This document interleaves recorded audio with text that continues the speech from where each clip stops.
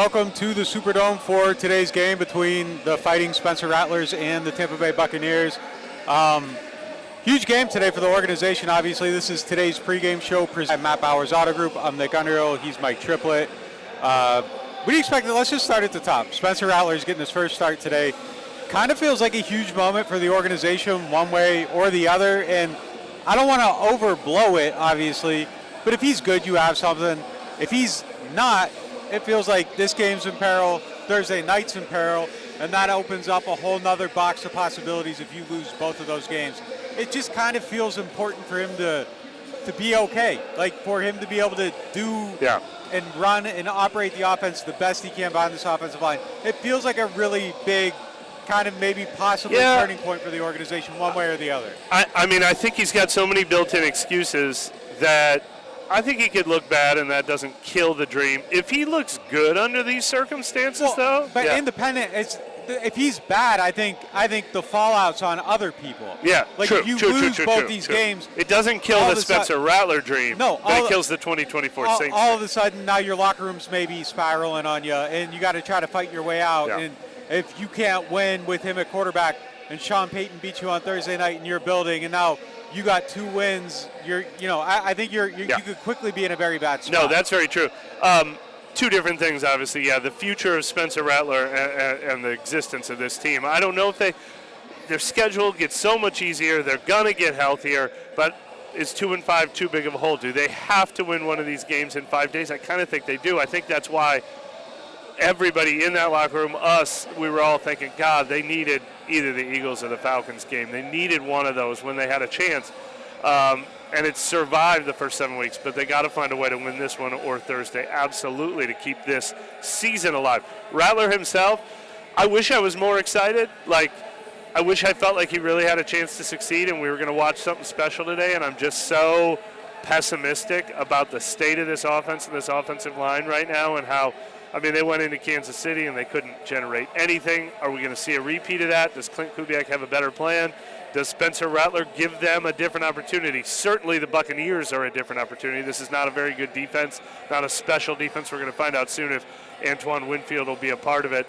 But if Spencer Rattler plays good under these circumstances, that's even better than Spencer Rattler playing good under Teddy Bridgewater 2020 circumstances.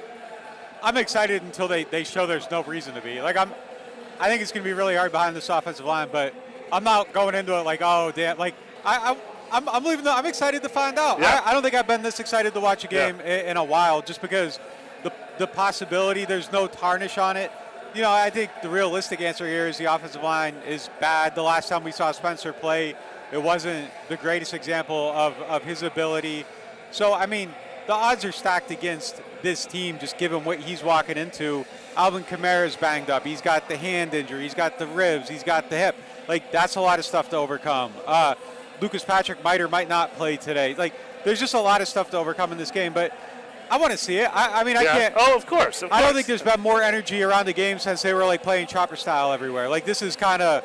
It feels like a big moment for the team, and it's. They might play chopper style today. I hope they don't. That thing needs to go away. That's a bygone era. That's kind of that's like the Bill Vinovich theme song kind of. It's it's a sound of disappointment in a lot of ways. But first of all, Teddy Bridgewater was 2019. I get that wrong every time. But I was even more excited for Taysom Hill's debut just because I can't get it out of my head that what are we going to see today? Are we going to get a real evaluation of him? I sure hope so, because look, it was only 2 weeks ago that we did not like their odds with the offensive line injuries at Atlanta, and Clint Kubiak came up with something brilliant, and it came right out. Hey, they're playing offense. They're actually playing offense. Touchdowns on their first 2 drives.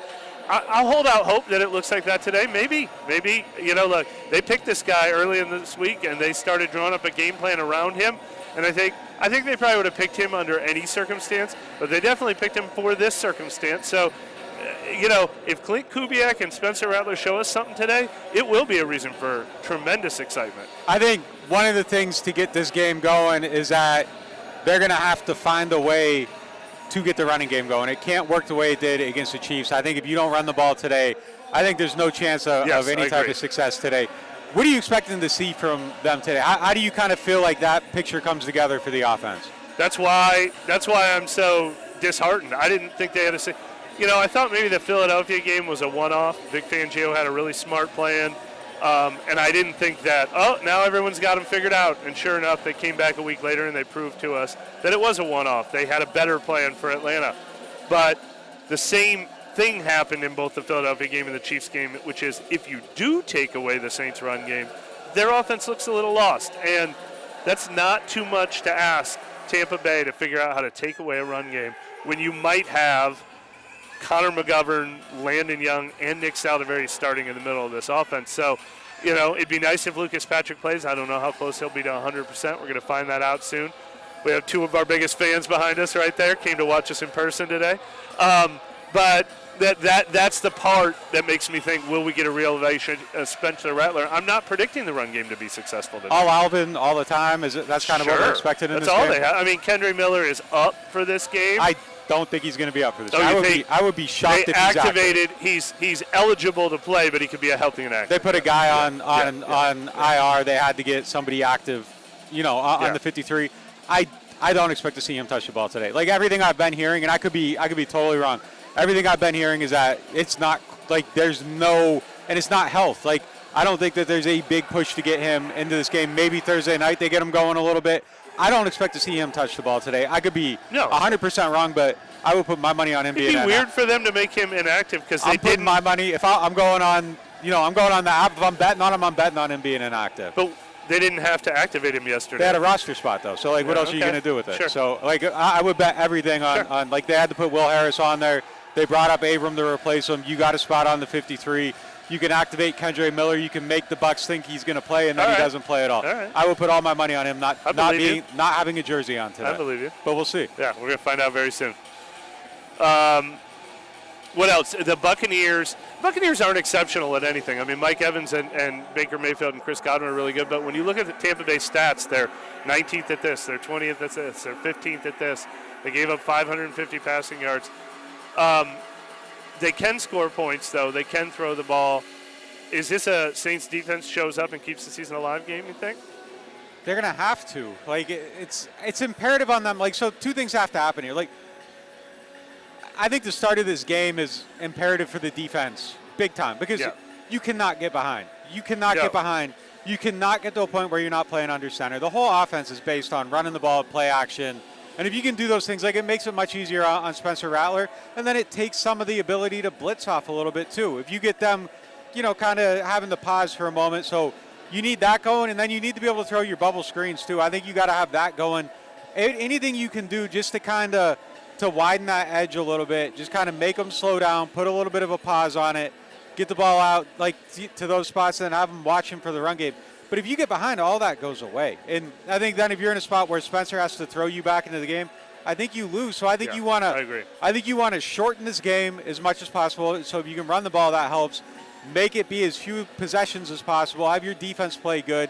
I think all that stuff kind of has to happen. I don't even hate if they play the bend, don't break defense, where you're kind of allowing them to eat clock, and then you're locking down in the red zone. So then it takes like a level of possession off the board. I want to make the game as short as possible and just try to make sure they can't rush the passer. If you can do that, you have a chance to win the game. A defensive touchdown would sure help too. Oh, how about the Buccaneers punt returner fumbles one in the end zone and you get a pick six? Would that help? Oh, so like the inverse. This would be a day for that. Anything they can do to help him, though, I think is a huge thing. I kind of think he's going to be okay today. Like I'm expecting him to be halfway decent within the parameters of what exists. They just got to give him a chance. I was surprised how much optimism I was kind of hearing from some of the players at the end of the week. Just asking them, hey, what do you think? Like a handful of them are kind of like, hey, I don't know. Some of them though were like, yeah, I think he's going to be all right. One guy told me, hey, as long as he handles their third down blitz package, I think he's going to be okay with everything else. He looks good to go. People like his mentality. I kind of feel like I was nervous about it, and then you start hearing from people, and they're like, it might be all right. Like, I think this is kind of set up. We like how he's approaching things.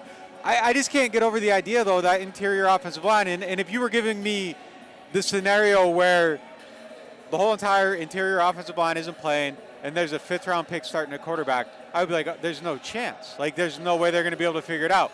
But he isn't your normal fifth-round pick. Maybe they find a way to figure it out. So I don't know, but the odds are kind of stacked against it a little bit, but there is some optimism within the building, and I was kind of surprised to hear some of that. And look, it's funny. I feel like we're repeating a lot of points. because this is such an exciting week that we had 6 podcasts this week, you Yeah. know, and we wrote a lot of stories. But genuinely, my favorite thing I saw from Spencer Rattler, more than his arm, more than anything I saw, was what he did after moving his spot out of the pocket. I liked him scrambling. Sometimes, as you said, he scrambled a little too early, but hey, look, if he has to do that today to stay alive and maybe get 5 yards out of a play, so be it. I think he'll scramble. But even more than that, I liked his ability to roll out to the right and then still make a throw. Roll out to the right, get away from the pressure, and still find a guy open coming across the field.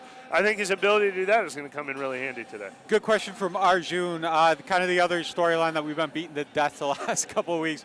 Paulson Adebo on those deep passes. Most targeted cornerback in the NFL, 7 penalties on him so far this season. If Arjun asks, if he starts getting beat in this game deep, is this the game where you take him out? Like, is he at a do-or-die crisis inflection point to you? Starts getting beat is tough to quantify. Once, no. Tampa Bay's doing it relentlessly and Adebo's doing nothing to stop it, then yeah, I think it would be. But that's the thing about Adebo is every time he gives up the big one and you're like, oh, geez, then he tips a ball to Colin Saunders or he gets an interception himself. And he's never been beat like so repeatedly that's been an issue. He's always had the up and down game, but there is no question Tampa Bay's going to try to test. We got a Rattler jersey right behind you. Look at that. Yeah. Look at that. It's time. They're ready here. Look, I think it's getting close. Yeah. I think it's getting. You drafted a guy in the second round. Like at some point, that's kind of got to come into play a little bit. You can't keep losing games the same way. The saving grace is the turnover thing, but I think if he starts looking shaky, I think it's definitely possible that somebody at some point says, hey, like we got to try something different. Him being the most targeted guy in the league, like, yeah, like granted, Marshawn's playing great, but that's beyond that. Like, Marshawn's getting thrown out less than Revis did when Revis was the best cornerback in NFL history. Like, it isn't just because of how good he's been. It's they feel like there's an opportunity over there, and the book's out on these deep balls and the way he's playing them. I mean, if it becomes something where somebody builds a game plan around that almost, like I think at that point you would have to protect against it. If this was a normal week and we didn't spend the whole week talking about Rattler and the offensive line, the most fascinating matchups across the board are Saints secondary versus Buccaneers receivers, because obviously Marshawn Lattimore versus Mike Evans, how true is that going to hold while Lattimore is playing at his absolute peak right now? And then Alontae Taylor, who is a candidate for Saints MVP so far this season, is going to face Chris Godwin a lot. And then Paulson Adebo on the other side might get tested deep by that's another thing we're waiting to see on the inactives is they have the young rookie receiver who might be the guy that they test him deep with, because it's been guys like Darnell Mooney and Xavier Worthy that teams have been testing him deep with. So across the board, I'm really interested in Saints secondary, which is their absolute strength, against Buccaneers passing game, which is their strength. Someone asked how different do we expect the game plan to be today. I don't expect it to be drastically different. I do think that it's going to be trying to get the ball out as quick as possible. I think there's going to be a lot of bubble screens. I think you're going to try to bubble them to death, and if they're working, I think you stick with it quite a bit. I think there'll be some well-timed shots down the field, but I think a lot of it's going to have to do with you're going to try to protect this quarterback and make sure that he doesn't have to do too much. But I expect them to lean into the running game, lean into the play-action game, and kind of just do whatever they can to take the pressure off. Yeah, I think they're going to want to avoid third and long at every cost. So last week they weren't afraid of third and long. And when they were taking a lot of those deep shots, they were willing to live with that. I don't think that's something I think they're going to want to avoid Rattler being in third. I think they got the whole forced game. into those last week. Like they weren't able to run the ball, and then they're playing from shotgun because they're behind and they're in these situations. If you end up in that, you're cooked, because it isn't even about the quarterback. Like, if you can't block and you're on third down and you're just sitting back there and you have your 3 interior guys gone, like, that's a disaster situation. I guarantee you they had Matthew Hayball take a couple extra massages, stretch for an extra hour this morning. I think they would be thrilled to have Matthew Hayball punt 6 times today if they can keep this game close. They're gonna be like, it's gonna be 3rd and 4. Maybe we get it, maybe we don't. Then we punt. Like, they're not gonna want to give up a single takeaway or giveaway in this game. They're going to want to be like, we just need to score 2 touchdowns and 2 field goals and stop them and play the field position game. That's my prediction. Question here from Caden, who I think might have like one of the best fan Twitter accounts for the Saints. I always see good stuff on there. Makes me laugh every now and then. not related to the game, but say the Saints make a trade for Adams or another wide receiver, how does that impact the future of Olave and Shaheed since they're both due for extension sometime soon? And Caden, next time you clip our podcast, put a link to the damn video, man. But how do you think that works? Repeat the question. I'm sorry. If they traded for Devontae, does that impact how they approach Olave and Shaheed's extensions? I would need to know if they extended Devontae Adams or whatever, but they're not going to pay Adams $30 million and Olave $30 million at the same time, I don't think. I think they're going to try to be patient as long as they can be with Olave. Olave is heading into year 4 next year. Then they have a 5th-year option. Then they could franchise tag him. So I think the Saints will look at it as we don't have to decide until year 6 with Olave, even though Olave will be like, hey, it's year 3, I'm up for an extension. I'd be very surprised if at any point they're ever paying 2 guys $30 million at the same time. I think they're going to extend Shaheed next year no matter what, though. I don't know that Shaheed necessarily super breaks the bank, though, either. Yeah, exactly. Yeah, exactly. so I think so. At that point, do they practice new blocking schemes this week for a more mobile QB? I don't think it's drastically different at all. I'm sure there's a little bit of change with how you block for these guys, but I don't think it changes anything at all. Like, he's going to try to extend the pocket a little bit, and you're still just trying to block. One difference this week is that I think you can extend them edges a little bit, where I don't know that you could do it last time by kind of just bringing somebody outside the tackle, where I feel like, last week you're kind of trying to like squeeze in a little bit more. But is this a day not to play Foster Moreau or Jawan Johnson in fantasy because they're basically going to be offensive linemen though today? I think they'll get some of their opportunities, but yeah. I think that's probably more. Here's a good one from who has a bigger arm, Rattler or Carr? I think it's Rattler. I think we saw it all camp. He has a rare arm, and Carr has a huge arm. Arm, and there's so much more that goes into playing quarterback than arm strength. But the way this dude throws the ball, like there were times at camp it was just like, how is he doing that? Watching him warm up, just like the flick down the field. Flick is the key word there. He has a bigger arm than most guys in the league. Like, I think it's natural arm strength. It's a close conversation. Carr should not be shortchanged in a conversation like that. Rattler does it with more ease. Rattler does it more with a flick of a wrist. Yeah, he has a bigger arm. It's not shortchanging anyone. Derek Carr has a great arm. Yeah. Spencer Rattler has a rare arm. Yeah. Like, it's just how about Rattler versus Jameis? Jameis used to flick his wrist and it'd go 70 yards. Yeah, Jameis is a freak. Like, I'd have to see him side by side. But off the top of my head, Jameis. Like, Jameis is Jameis has, like, generational. And there are 3 top 10, top 12 guys probably in the league today. And Joe Flacco, of course. Marshawn hasn't shadowed the opposing team's wide receiver yet this season. Do you expect him to shadow Mike Evans today? Yes. And how do you expect that matchup to go? Yes, and probably good. Because Marshawn would refuse any other option. How much rotation in the linebackers do we expect to see? Willie Gay's dealing with his hand injury this week.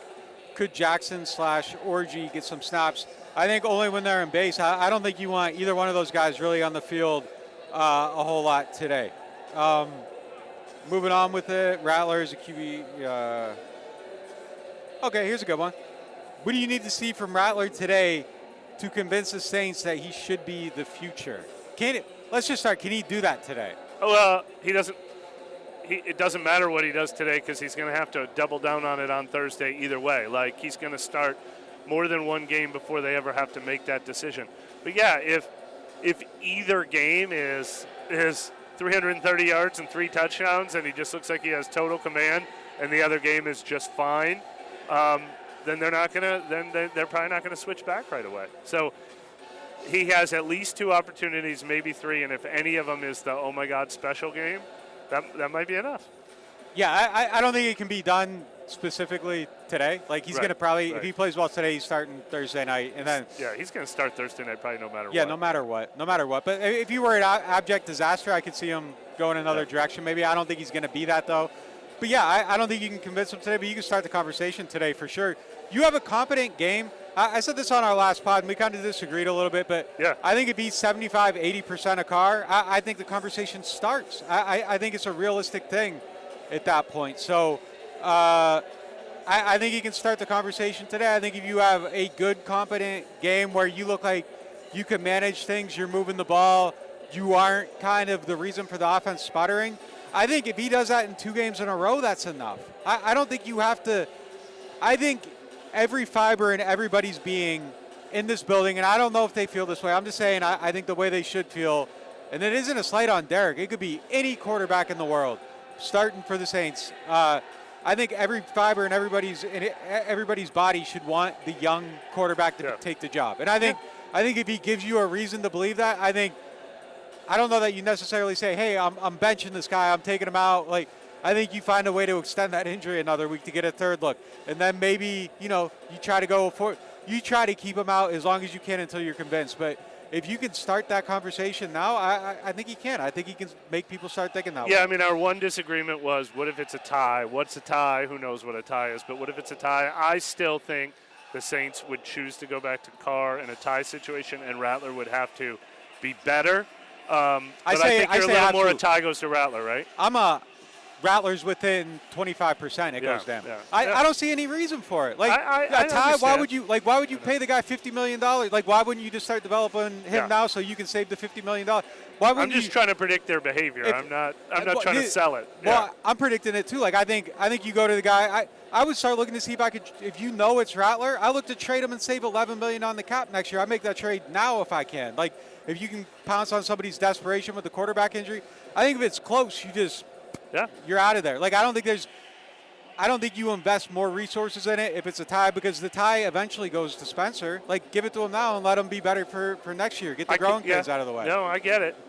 Yeah. I'm just predicting behavior, though. And I don't see it that way. I don't think Derek Carr loses his job if Rattler is out here doing what Carr's been doing, which is throwing for 230 yards with 1 or 2 touchdowns, and the run game's good. We're going to find out. I want to find out. I want to find out, too. I'm telling you. I want the team to be in a situation where they're a game back in the NFC South at 4-3, and they have this decision to make. I don't want it to be 2-6. I'm telling you my take right now. Like, if it's a tie and they go back to Derek Carr, I think it's a travesty. And it's not about Derek. Like, if Tom Brady was your starting quarterback and you have a rookie that's a tie, you have to go to the young guy. Like, that's where they're at. Like, I want to see them be able to move on. I want to look at this team as if the core is the young guys, and it's not Derek and Cam and Tyron, and like, I want to feel like there's a young something being built here. And if you tell me Rattler's part of that, I feel completely different about this whole entire organization.